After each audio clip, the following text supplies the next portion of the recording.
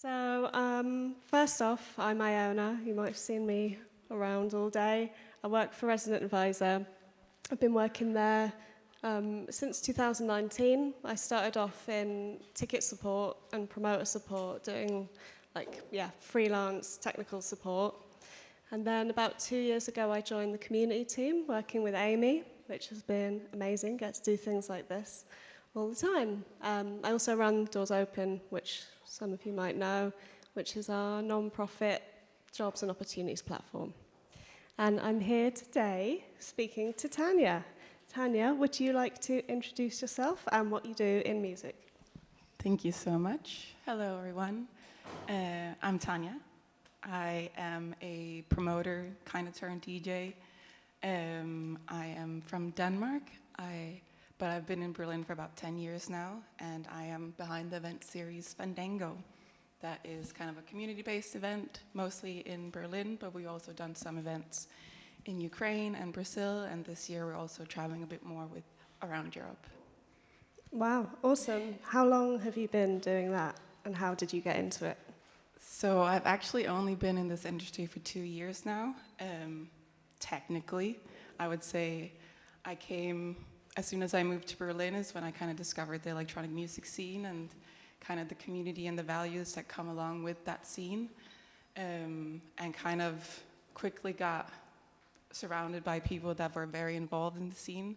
I was working a full-time job at the moment, so I kind of saw myself more as an emotional support system for all of these different collectives, but without really knowing it, gaining a lot of knowledge and kind of experience for running events and projects. And then I had an opportunity where I kind of in COVID quit my job and had a year where I didn't really know what to do, and slowly realized that all I talked about and did was involve in music. So I joined the Fandango team and slowly started working our way up from there to where today I'm fully in the music industry. That's awesome. What were you doing? What was your job before? And what skills do you think transferred over to what you're doing now? So I was doing the very classic corporate marketing jobs in different kind of companies, 40 hours a week, and kind of also come in Denmark, where it's kind of the music industry didn't necessarily, in my mind, seem like a feasible or safe way to go. So it was only really when I had the opportunity to work with some friends and we did a small festival in Ukraine where I kind of quickly realized that all of these job skills and qualifications that I've used in the corporate world can easily be applied into this scene as well, which is a lot of project management. It's a lot of connecting with people. It's a lot of also just one-on-one times and slowly building your way up to where you are. But I think the main thing that I realized was all of these organizational skills come very handy in this industry as well, especially when it comes to promoter side of things. Yeah, totally. Like a dream will only take you so far, right? So what does a typical day look like for you then as a promoter? I would say it's very varied. I'd see it more as like a freelance side of it, and of course it also depends how much time you want to dedicate to it. A lot of the work that I do, and I think for the promoter side of things, is to be involved and connected and research. So I spend a lot of time on SoundCloud. I spend a lot of time going to small events to see what music is out there, what DJs are out there.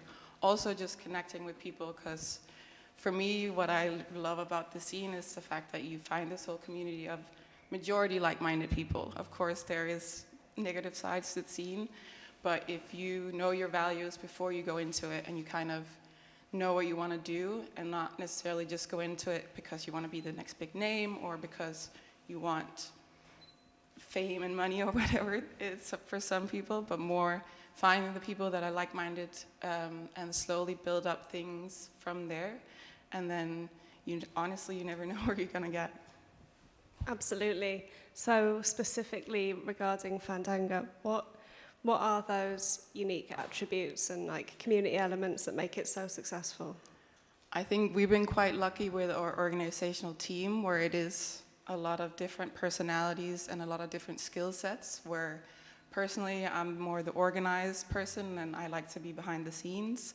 So I do a lot of spreadsheets. I do a lot of kind of collecting information from all the other teammates to make sure that everyone kind of knows what's going on. Kind of the annoying project manager role, basically. Then we have one person that's a lot more on the music side and the booking side, and is constantly digging up new things, and also not just in your immediate surroundings. You know, I think what's really inspiring and great now is this opportunity to go to Brazil and you meet a person that has grown up in such different environments but have similar outlooks on music and community and values, and get to work with someone like that. So kind of booking is of course a big side of it, which is all the research behind of it. Then we have a more kind of sound guy, which is especially if you do kind of more DIY, underground, community-based events, you never kind of know what equipment you're going to show up to, or if someone said that it's been set up properly, it might not be, or kind of all these issues that can arise throughout a night. So he is basically our on-the-go sound guy. And then the last person we have in our team is more design-minded, so she thinks a lot about the spaces. What's the flow when people arrive into the event? What's necessary for people to be comfortable and be able to enjoy their time as much as possible during the event? So and I'd say there's endless of opportunities and job roles within promoting itself. You know, there's also a marketing side where we have decided to go more the route of word of mouth promotion, but there's also a whole world of social media and that side of things, marketing things, if that's the route you want to go with your events. What are some of the casual roles that you employ on the night of an event, say, that might present an entry point for someone who wanted to work in promotion? I mean, personally, even how I did it was I worked the door at events. I was a runner at events. I was artist care, you know, these kind of, which also I am a promoter for a long time. These guys made more money than I did on my own events, you know. But that's kind of the name of the game, where it takes time to get to a place where you might be able to pay yourself. But I think the reward is when you get to create these spaces where people come and tell you they met their best friends at something you organized, or DJs telling you that they were able to play things that they never thought they could because they felt so comfortable at it. So creating these kind of spaces that aren't necessarily financial goals in the beginning, but it could get to a place where you can pay yourself, and at the same time also helping a community by creating these small job roles that for some are very essential. Yeah, absolutely. Extremely valuable for people. What kind of events were you going to that maybe influenced what you're doing now? I mean, a big influence back in the day was a party called Radiant Love. That was Byron Yates now runs the record label Radiant Records. And from a Berlin kind of perspective, they were the first party I went to and had this kind of mentality of it matters how you're treated every step of the way to the dance floor. So also when you're a promoter, respect people that you work with, even the guy that's cleaning the floors or the sound guy or the bartenders, because if you treat them nicely, odds are that they will treat your guests more nicely, and then the ecosystem of a nice evening will be a lot higher. And also it's just, I think, getting a bit more humanity into the scene of we're doing this together. Even if you're the janitor, you still matter to the whole event itself. So taking time to just respect everyone along the way. And you never know, myself personally, you know, I'm now a person that is not just a girl on the door or running drinks around. And I remember the people that mistreated me back then, you know, so just be nice. And I think that gets you a lot further. 100%, like everyone remembers everything. Like it's important, like what you put out, and yeah, what every single person in the space puts out, like has a knock-on effect, doesn't it? And it comes back again, you know. It's like they also remember the good things, and I think that's what creates also, not in like tomorrow, of course, but in the long run, a nicer industry for everyone to work in, and creating more opportunities across everywhere to figure out how to make it a bit more sustainable for everyone. Yeah, I think there's like this misconception that the nice guy finishes last, but actually in this industry, if you're nice, it goes a really long way, and like word spreads that you're nice to work with, like Kaz was saying. So, okay, let's take it back to when you were 18. What were your thoughts on the music industry? What was your feeling about it? What did you know?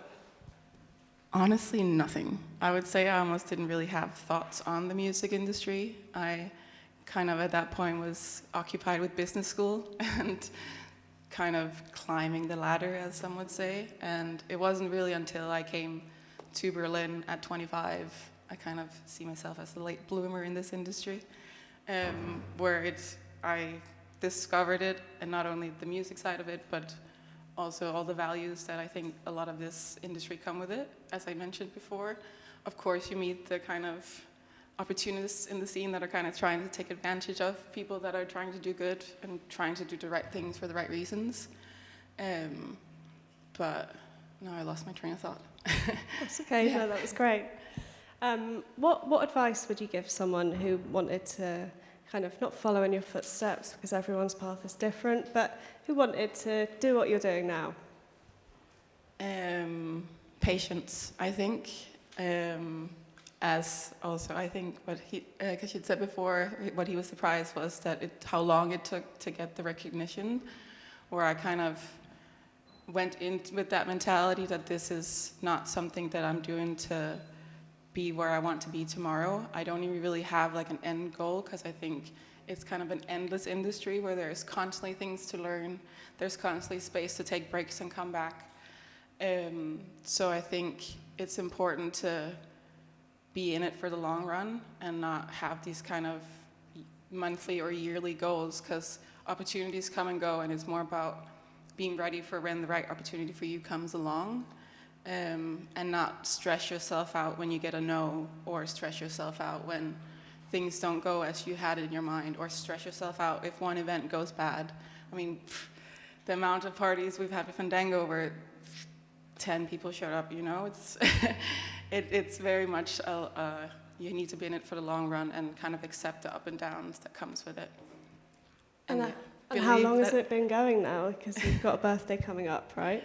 We're about to get our 6-year birthday, and I would say it's in the last year that we've kind of getting to a place where we feel like we're getting recognition for what we've been doing, because it also is, we've decided to do this more word of mouth direction and slowly building up the community, but it kind of paid off now, because we can throw events now to up to 1,000 people, but you still have the same kind of community vibe that we had when 50 people came to our event.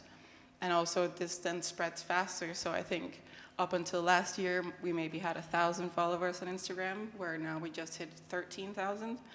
So it's just, you never know when it's just gonna blow off, you know? So it's really have patience and believe in yourselves and what you wanna do. Don't follow the trends, but stay true to your music taste or whatever kind of little thing that makes this scene exciting for you. Yeah, you genuinely can't rush building that kind of community.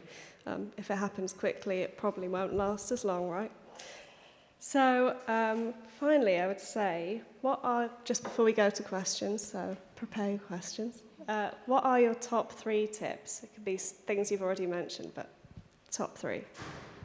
I mean, I guess we can go with the first one, is patience. Believe in yourself.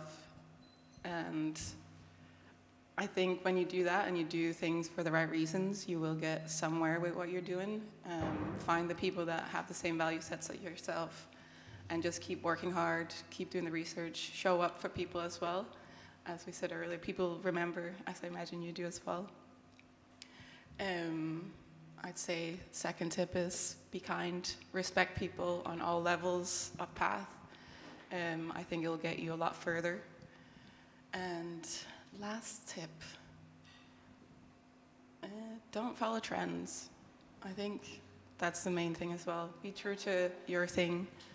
There's someone out there that's gonna be into the same thing that you are. You just need to find them and trust that they will come your way whenever time is right. Yeah, I think that's something Kaz highlighted as well, wasn't it? Try not to be blown around by what other people are doing, and just remember your code of ethics. And try not to get too excited about things when it starts going. Like, it's kind of where we're at now, where opportunities are coming our way, but we also need to make sure that we don't just say yes because it's super exciting and then might lose kind of the trust that we spent 6 years building up because it didn't fully connect with the same value sets that we have. So again, that comes back to the patient side of it, of just because it's the cool thing right now, maybe it doesn't connect with what you've been building up. So it's also learning to say no to those things and trust that another really great opportunity is going to come that's going to align a lot more with what you believe in. Awesome. Thank you, Tania.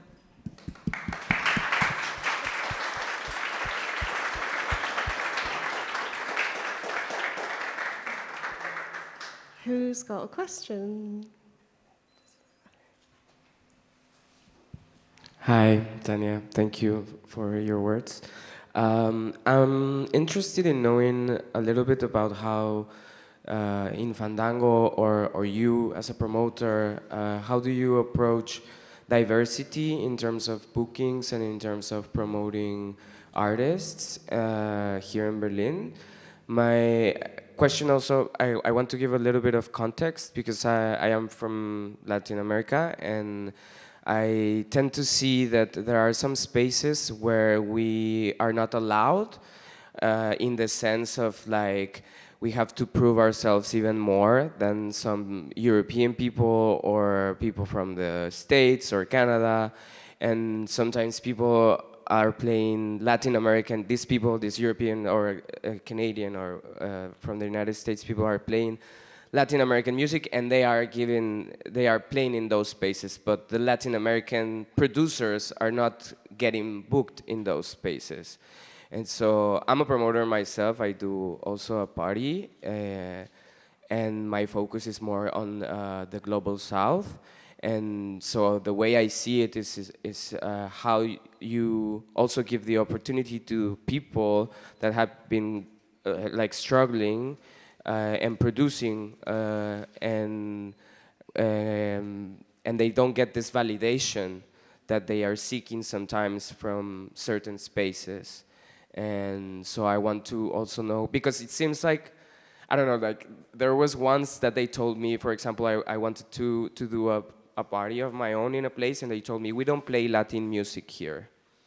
And I was like, what does that even mean? Because I don't even know what is your idea of Latin music, because now it's so diverse and there's so much new genres that have been born out of the mixture of a lot of music genres. So I don't know, it's just like, it's eye-opening to me to see like how some clubs operate and how sometimes we or people here pride so much on diversity and so much of like, yeah, community based, la la la, and then at the same time it's not happening. So I fully hear you, and I hope that people see that this is also something that we're trying to fight against with Fandango, which is also a big reason why you'll never see Fandango in an established venue at the moment, because we are trying to create something different that is very hard to do when you're kind of stuck in the spaces that already have a preconception from people. People have been there before. They kind of relate the thoughts more to the venue than they would the actual party, which is why we made the decision, which is also why it's a bit tougher sometimes, and it's of course a bit riskier, but the reward is also higher, that we only do DIY spaces. So we have more control over the people that we work with, the people that are at the space, the people that are at the bar, and the lineup as well. And we do a lot of research in Latin America, Brazil most specifically, where we try and have done for majority of our time, always booking in the artists that come up. On Tuesday, we have Gio Nunes from Brazil playing, and kind of always when we have them in the lineup, we also think about if there's a big name, try and have them before these kind of lesser known artists. So last year we had Palm Tracks that opened the beach, and then we had our resident Moretz close.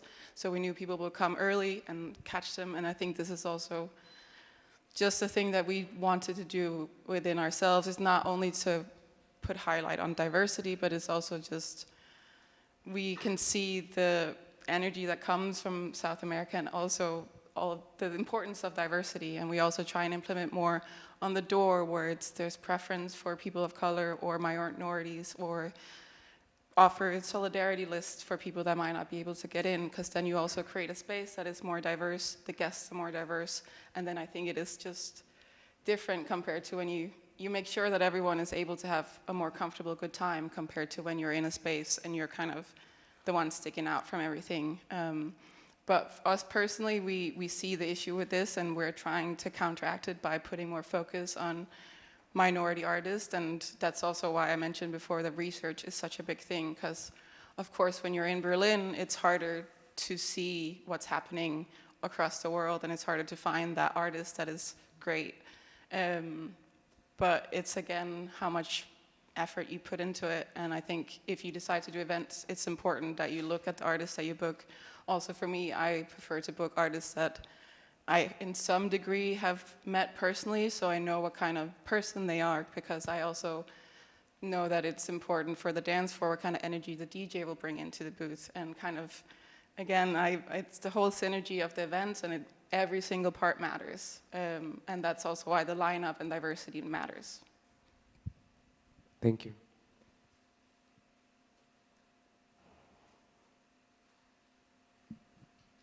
Thank you, Tania. I'm actually a huge fan of Fandango. I've been to a couple of your parties. I run a small party series back in Jordan. The music scene there isn't too... it's not too active. It's sort of growing. It's in its early stages. But you said that within the last year you picked up on a lot of followers, at least on social media, right? And when things go in your favor, you tend to attract a lot of attention, and sometimes it's unwanted attention. And what I mean by that is when you're trying to maintain or sustain a community that you described as being very welcoming and inclusive and diverse, over time, as more people would discover your parties by word of mouth, which I think is a very organic approach, you tend to start, you need to start making compromises, especially at the door in terms of who can come in and who can't come in. So with a lot of people wanting to attend your parties later on or on the long term, what's your strategy? What's your take on making sure that you sustain a community that of high quality? I would say this is kind of where we are at now, and trying to adjust to the big numbers that we're getting at our events now. And I would say we're building a bigger team on the day, so we have a lot more people working for us that also now we're in we still try and put as much money that we earn from the door back into the event. So that also means now we have kind of more job opportunities for the people that are harder to find jobs or might not be able to get contract jobs or kind of these situations, and then trying to implement stuff at the door where it is marginalized people of color have preference, especially when it gets to a place where we're closing the doors and capacity is getting to the limit, where then you really have to consider, who am I letting in? What kind of, are they gonna provide something for the event, or are they gonna take space? And usually you kind of know who that is, and also at that point you wanna make sure that the spaces that you offer are usually not to the people that would get the space, if that makes sense. But it is difficult, and I'd say we're in this position now of learning what the best way to deal with it. But it is just being aware of it, I think, is the main thing. Having conversations, open dialogue for me is always the best way to approach anything with full transparency. We still have a lot to learn as well, so this is also why my mentality is very much, this is the thing I'm in for the long run. I'm not expecting to know everything tomorrow and be like at the top tomorrow. We might also take a dip, and who knows what's going to happen again in 10 years. So it's always kind of as we go, and we try to be respectful and check in with as many people and use the community as well to get feedback and kind of what can we improve and how can we make it as pleasant for everyone as possible. I guess it's like an extension of what you've already been doing for the last 6 years, isn't it? Rather than something you just start to consider now, it helps if you've thought about it before, right? I think we can have one more if there is another question. But there isn't, so that's a wrap. And I think it's lunchtime now. Thank you. No, it's not lunchtime. It's not lunchtime, sorry. I'm hungry.